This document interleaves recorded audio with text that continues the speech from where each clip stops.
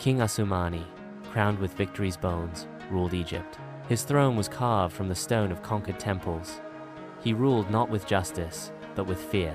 The people called him a god in daylight and a curse in the dark. He did not believe in kindness. He believed in silence. And silence is what he brought to every village that defied him. Mothers warned their children, "Do not cry too loud, the king's guards may hear." Fathers hid their sons during tax seasons. No one sang. No one danced. The land was wealthy, but hollow. One day, a crippled beggar appeared at the gates of the palace, ragged, coughing, and barely alive. But he held his head high. When asked why he dared enter without permission, he said only, "I bring a message the king must hear, though he won't like it." The king allowed him in amused.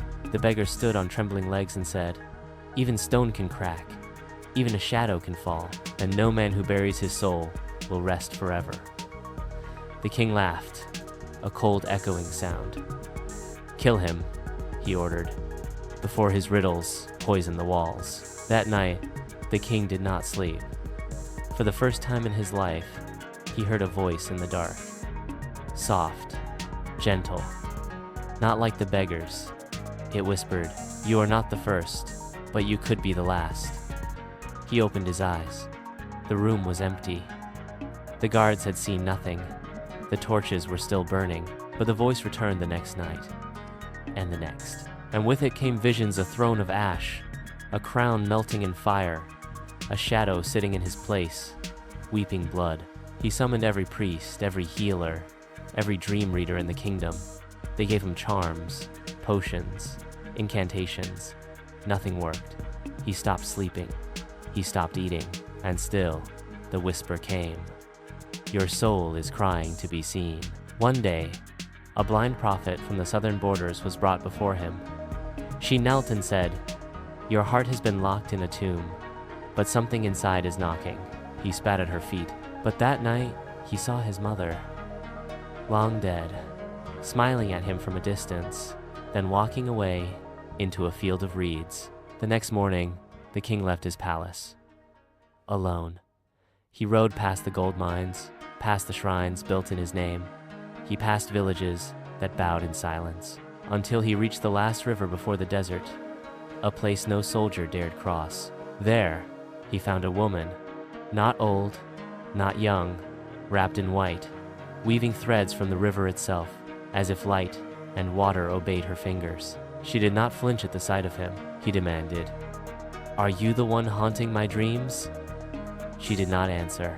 He raised his voice, "Speak, or I'll burn this place." Still, she wove. Then she said, "I do not haunt, I heal. But healing only comes to those who are willing to break." He stepped closer.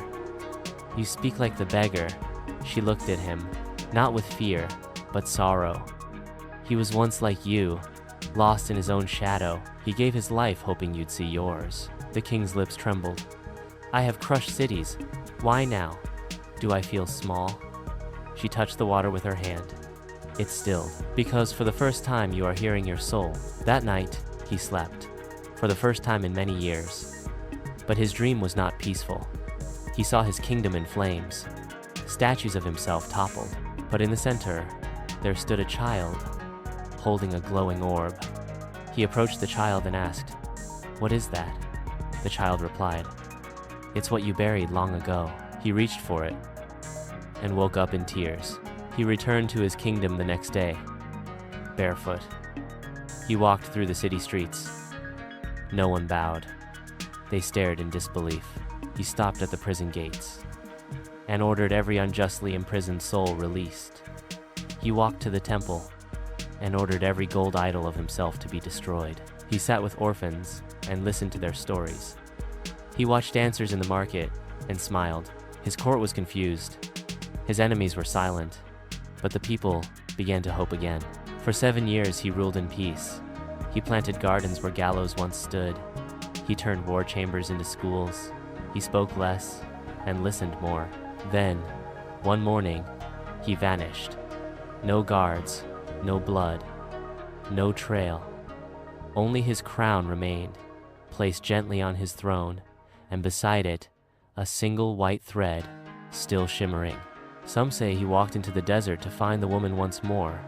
Others say the whisper took him, but the people of Egypt still speak of him, not as Asumani the unyielding, but as Asumani the awakened.